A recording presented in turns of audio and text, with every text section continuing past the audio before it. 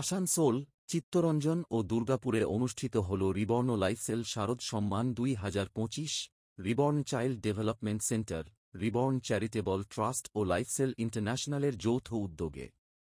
দুর্গাপুজোর সেরা প্যান্ডেল নির্বাচন করা হয়েছে শুধুমাত্র সৌন্দর্য নয়, বরং নিরাপত্তা, ভিড় নিয়ন্ত্রণ, চিকিৎসা ব্যবস্থা, বিশেষ সক্ষম ও প্রবীণ দর্শকদের সুবিধা, এমন সামাজিক দায়বদ্ধতার মানদণ্ডে।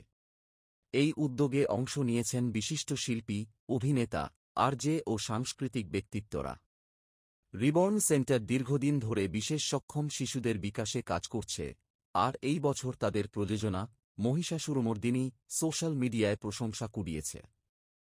সংস্থার ব্যবস্থাপনা পরিচালক মালবিকা ঘোষাল বলেন, আমরা বিশ্বাস করি উৎসব মানে শুধু আনন্দ নয়, সহমর্মিতা ও অন্তর্ভুক্তির বার্তা। রিবর্ন লাইফসেল শারদ সম্মান ২০২৫ তাই শুধু প্রতিযোগিতা নয়, এক সামাজিক বার্তা, আমরা আলাদা কিন্তু কম নই। আজকে আপনার এই পুরস্কারটা যেটা আপনারা পেয়েছেন, ঘুরিয়ে নিন একটু। রিবর্ন লাইফসেল শারদ সম্মান, তো এই পুরস্কারটা পেয়ে কেমন লাগছে? না, প্রথম কথা, পুরস্কার তো আমরা অনেকই পাই, আপনাদের কাছে হয়তো এবার প্রথম পেলাম এবং আমরা উৎসাহ প্রচন্ড পাচ্ছি যে আমরা হয়তো সেকেন্ড হয়েছি, যেহেতু শঙ্করপুর ফার্স্ট হয়েছে এবং আমাদের এবছর প্যান্ডেল আপনাদের সবার ভালো হয়েছে, আমাদের কাছে একটা বড় ব্যাপার।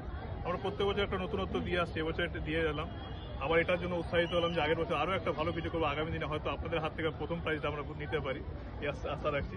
এবং আপনাদেরকেও ধন্যবাদ যে আপনারা আমাদের এই প্যান্ডেলকে বারবার সবার সামনে তুলে ধরেছেন এবং এতে আমাদের সুবিধা হচ্ছে, আমরা তো নিজের পৌঁছাতে পারছি না, আপনাদের দ্বারা পুরো বেঙ্গল, বিহার, ইন্ডিয়াতে দেখতে পাচ্ছি, এটা বড় ব্যাপার। Thank you.